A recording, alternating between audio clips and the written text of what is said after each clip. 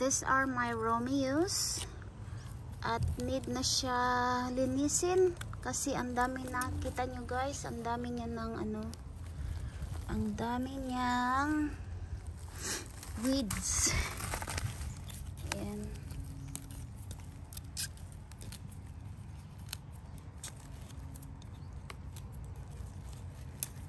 Buti naka-survive siya during winter.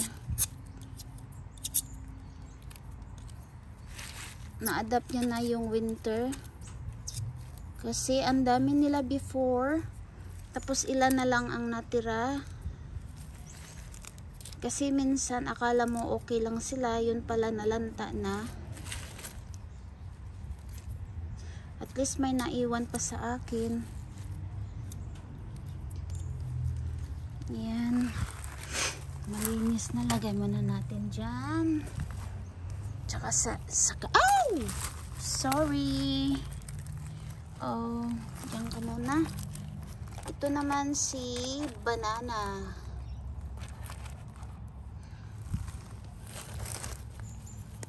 Ayan.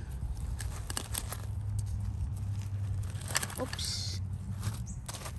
Sorry guys kasi yung isang kamay ko ang humawak ng ano, humawak sa camera.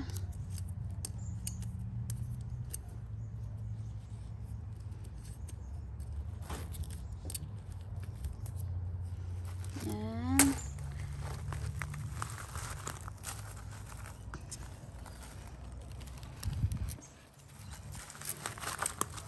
Number 3.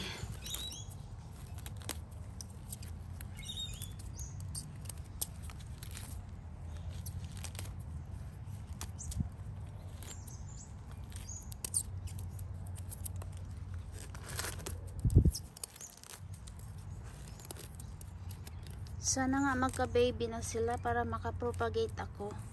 Kaso lang, matumal ito magbigay ng babies.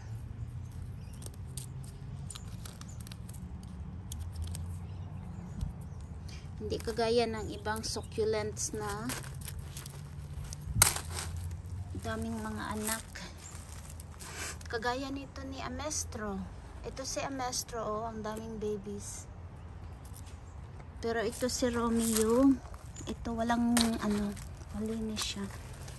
Pero itong si Romeo, maano.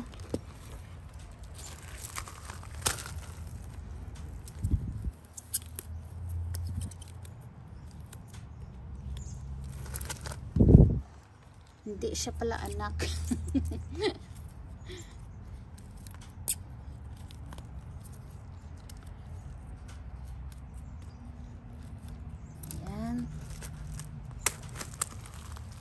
Sila. Ito, last one. Ah, meron pang isa.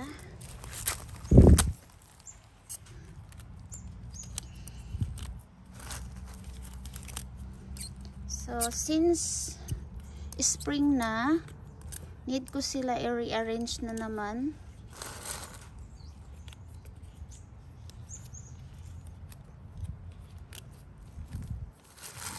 Ayan. One more.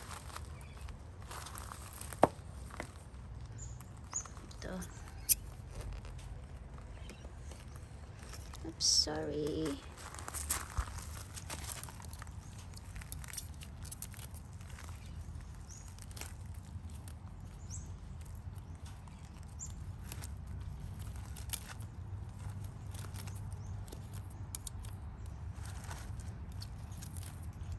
Si Romeo at Juliet.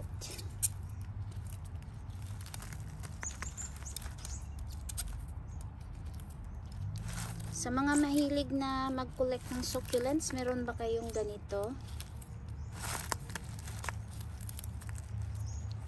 Meron ba kayong Romeo? Meron akong Romeo. May Amestro. Si Robin. Ang ano ni Robin, ang very ano siya, fragile. Madaling mamatay. Ilan ang Robin ang namatay sa akin. Yan na. So, ibalik natin sila ulit dito.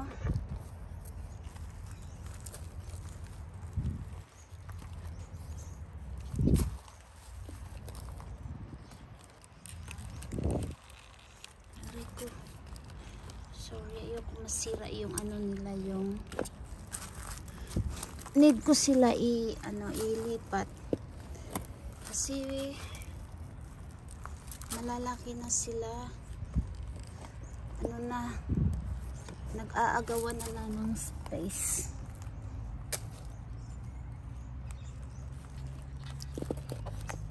Yan. Ayan, malinis na sila ulit. At ayan yung Amestro. At ito naman si Robin. Ayan, 3 na lang Robin ang natira sa akin. At ito ay Kuzu. At ito ay Red Knight. Ito si Red Knight, hindi. Ay, nakalimutan ko. Ito, need ko tanggalin yung ano guys, madami ng bulaklak kasi.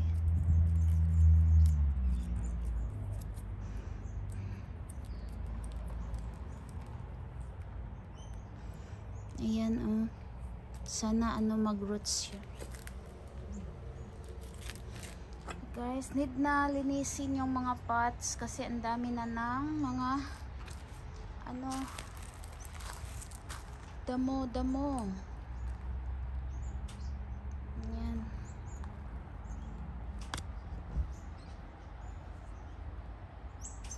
So, need ko ng buong araw na hindi umuulan para malinisan ko sila.